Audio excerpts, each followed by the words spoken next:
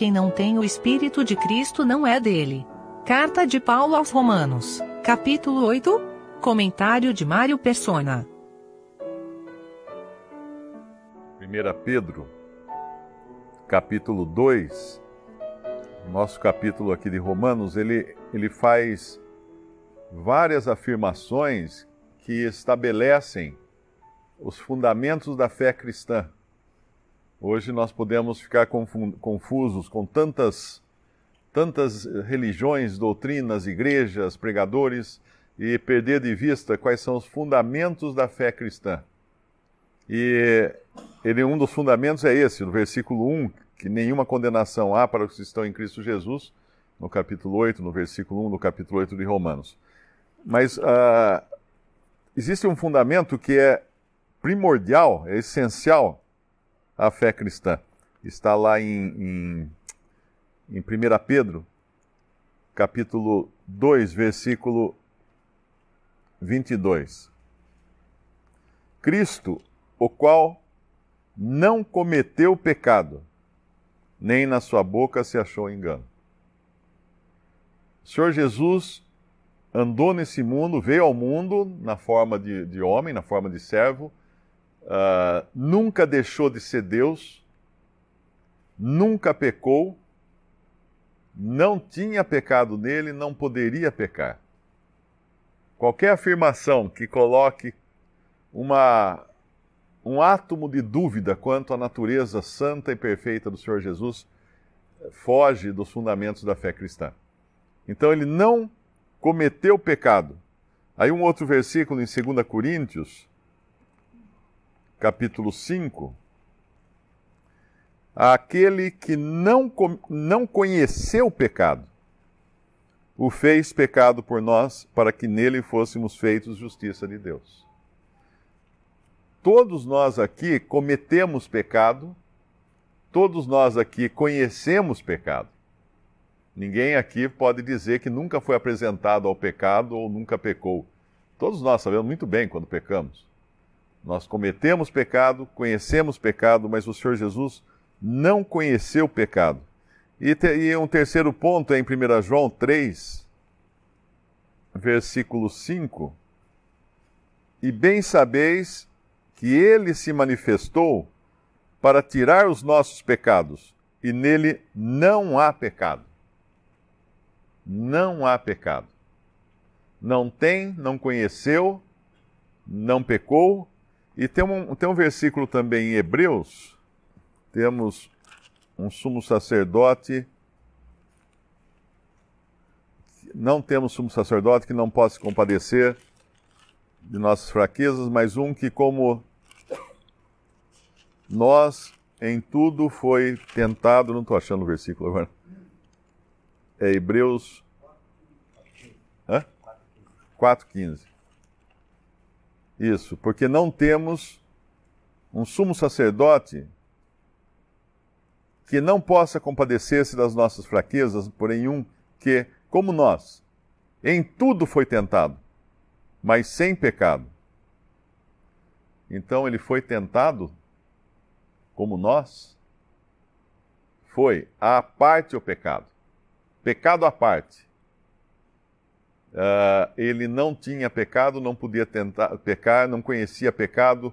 Quando tentado ou provado exteriormente, não havia qualquer resposta de dentro, vinda de dentro, como nós temos, né? Imediatamente nós temos uma resposta à tentação. Ele não. Qualquer doutrina que inverta isso, que fale que o Senhor Jesus poderia pecar, ou que tinha pecado, ou que era tentado como nós somos tentados e lutava para resistir à tentação, qualquer coisa assim é totalmente fora dos fundamentos do cristianismo. E nós temos que tomar muito cuidado, porque existem pregadores hoje bastante fundamentalistas, assim bem, não estou falando desses pregadores de prosperidade, não, que levantam a hipótese de que o Senhor Jesus poderia pecar. E é muito simples resolver uma hipótese assim. A questão é perguntar, e se ele pecasse? E ele, sendo Deus, pecasse? O que aconteceria? Bom, aí nós entramos num parafuso, porque como que Deus poderia pecar? Né? Não há possibilidade alguma de Deus pecar. Então, ele sendo Deus, ele também jamais poderia pecar. Um outro fundamento do cristianismo aqui em Romanos 8, além desse de que nenhuma condenação há para quem está em Cristo Jesus, no versículo 3 fala que ele veio em semelhança da carne do pecado, o Senhor Jesus, ou seja, ele não veio igual a nós, mas ele veio em semelhança, a nossa semelhança, mas não idêntico, como nós somos pecadores. E também uma outra coisa importante é que pelo pecado, no final do versículo 3, condenou o pecado na carne. É sempre bom lembrar que Deus nunca perdoa a nossa carne. Deus nunca perdoou o velho homem. Deus condenou o velho homem. O que Deus perdoa são pecados. Nossos pecados são perdoados, mas a nossa carne, o pecado, foi condenado na morte de Cristo. Mais um fundamento, tem muitos aqui nesse capítulo, mas mais um que é importante é o versículo 11. O versículo 11 diz o seguinte: e se o Espírito daquele que dos mortos ressuscitou... não, eu acho que não é esse, é o versículo 9. Versículo 9. Vós, porém, não estáis na carne, mas no Espírito, se é que o Espírito de Deus habita em vós. Mas se alguém não tem o Espírito de Cristo, esse tal não é dele. Essa é outra verdade fundamental para os nossos dias, quando existem muitas religiões que pregam que existem os crentes com Espírito e os crentes sem Espírito. Obviamente, nós entendemos bem a questão do novo nascimento, não é? Que Deus, para salvar alguém, primeiro ele injeta vida, infunde vida nessa pessoa, para que essa pessoa tenha condições de sentir o peso dos seus pecados e venha a crer em Jesus. Mas tem uma passagem que fala que Deus termina a obra que ele começa numa pessoa. Então, um crente em Jesus, para se dizer salvo, ele precisa ter o Espírito Santo de Deus. Porque se ele não tem, ele nem é de Cristo.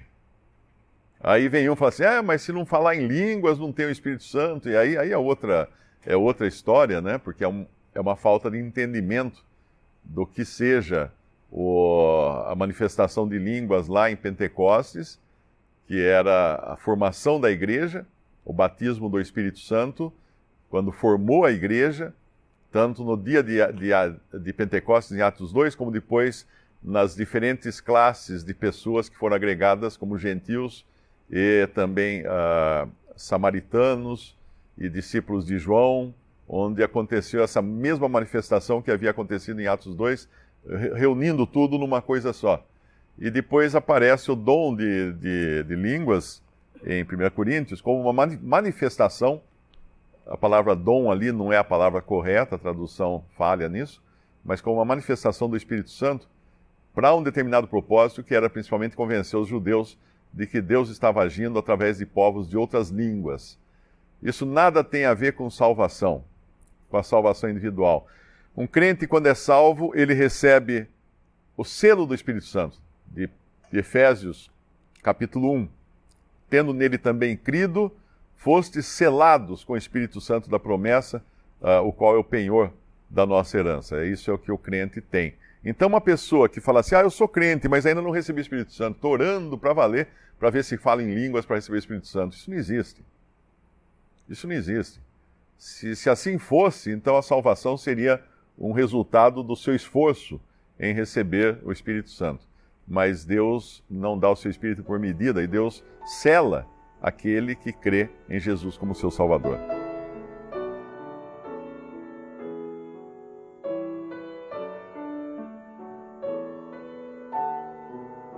Visite Respondi.com.br. Visite também 3minutos.net.